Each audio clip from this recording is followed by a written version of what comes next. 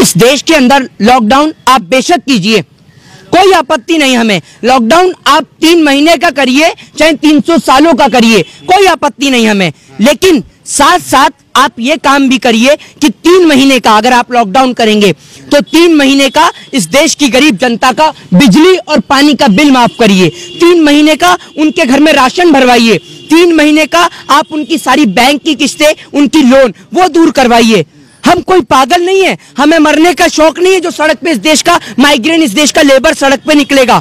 आप दीजिए उसे 3 महीने का रहने के लिए पैसा दीजिए, उसे घर दीजिए, उसके घर का किराया दीजिए। 500 रुपए आप 500 रुपए मैं आपको देता हूं और कल से आप पत्रकारिता छोड़िए। रुकिए, 500 रुपए मैं आपको देता हूँ। 500 रुपए चाहिए ना आपको? लेबर की बात कर रहे हैं ना आप भी तो लेबर आप सरकार की लेबर हैं, आपको भी 500 चाहिए। सर आपने ये कहा कि आप मेरी बात सुनिए जी, माइक क्लोज करिए। 500 देश की जनता को प्रधानमंत्री दे रहे हैं, मैं इनको 1000 दे रहा हूँ। माइक बंद करिए। अरे बंद करिए ना, क्या सुनिए। मोदी यहाँ की जो जनता है उसको सुविधा के लिए दे रहे हैं ना 500 रुपए। अरे 500 रुपए में क्या सुविधा होगी? 500 रुपए तो इनके अफसर घूसखोरी खा जाते हैं। 500 रुपए इस देश के अंदर अफसर घूसखोरी खा जाते हैं। खुश हो रहे हैं ना? अरे 500 रुपए में आपको एक बताइए, 500 में सिप्ला कंपनी का इंजेक्शन आ रहा है, रेमडेसिविर जो आ रहा है, ठीक है, उसकी कीमत 5000 रुपीज है, ठीक है, और आप 500 रुपए में करा रहे हैं। 500 रुपए मोदी जी, 500 रुपए छोड़िए, 5000 रुपए ले लीजिए और प्रधानमंत्री पद से इस्तीफा दीजिए ना। 500 रुपए अपने मंत्रियों को, एमएलए को 500 रुपए क्यों नहीं देते? एमएलए चलाएगा 500 रुपए में खर्चा। 5000 रुपए का एक दिन में गाड़ी में तेल और डीजल फूकने वाले एमएलए इस देश की गरीब जनता को 500 रुपए देकर उनके जिस्म का, उनके आप सरकार से चाहते क्या है? 500 रुपए ना दे और दे तो बिल्कुल दीजिए ना।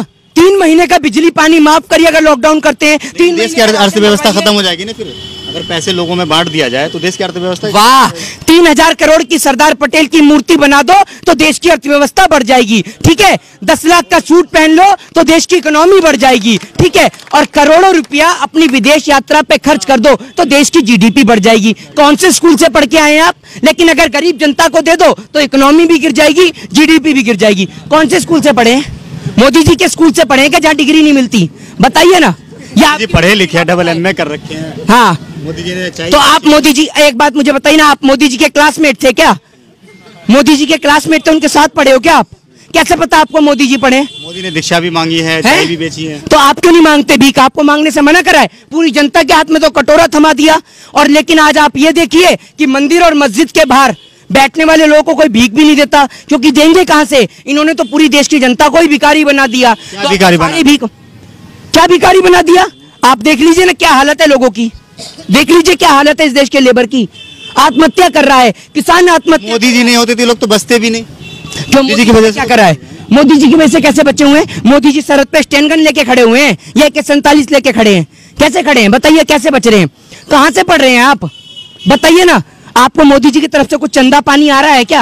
आ रहा है तो कोई दिक्कत नहीं है। आप 500 में घर चलाने की बात करें, 1000 रखिए। आज से डेली हिंद बंद अनाउंसमेंट कर रहे हैं आप, डेली हिंद बंद। नहीं आप क्या बताइए ना, क्या बताएं? यहाँ पे काम तो कर रहे हैं ना, जिस तरीके से उन्होंने 2 करोड़ रोजगार का वादा भी किया था कि हम 2 करोड़ रोजगार देंगे। हाँ, तो जो किसान है उनकी आय दोगुनी करेंगे।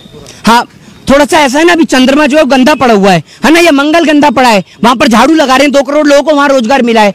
हिंदुस्तान की जगह क्या पाकिस्तान में रोजगार दे के आए हैं? 2 करोड़ कहाँ मिला है रोजगार? भीख मांगना रोज। आज देश मजबूत तो हो रहा है ना, पाकिस्तान थर-थर कांप रहा है। वाह, ये तो मैंने सुना ही नहीं था।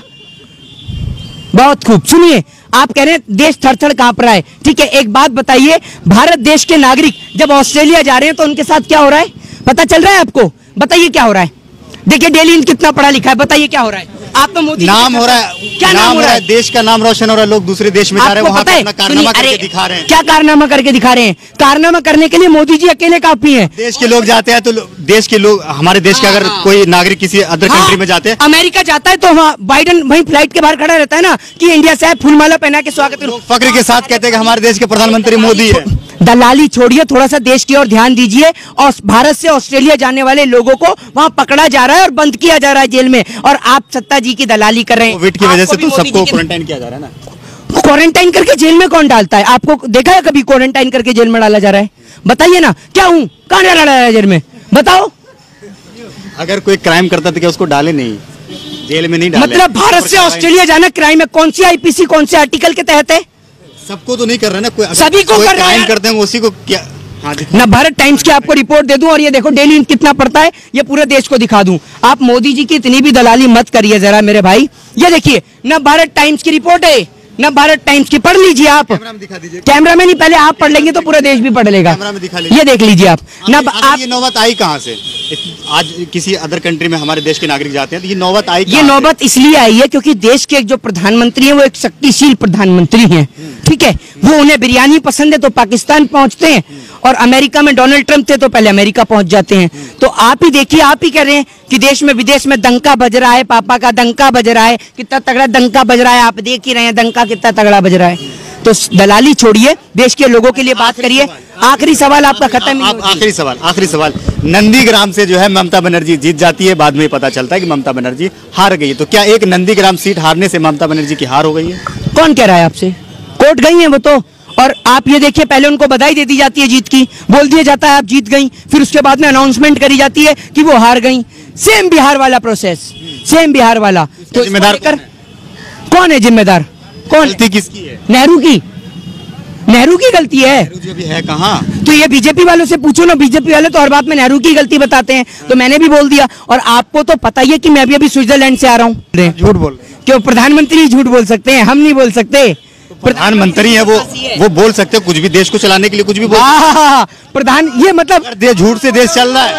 अगर झूठ से देश चल रहा है तो क्या गलत है झूठ बोलना? झूठ बोलना सिर्फ प्रधानमंत्री जी के हक में, हमारे हक में नहीं है। क्यों? झूठ बोलने का भी सर्टिफिकेट मिलता है नागपुर से, बताइए ना। तो आप ये सब छोड़िए फालतू की बातें, देश की गरीब जनता की ओर ध्यान दीजिए। जय हिंद, जय भारत, वंदे मातरम।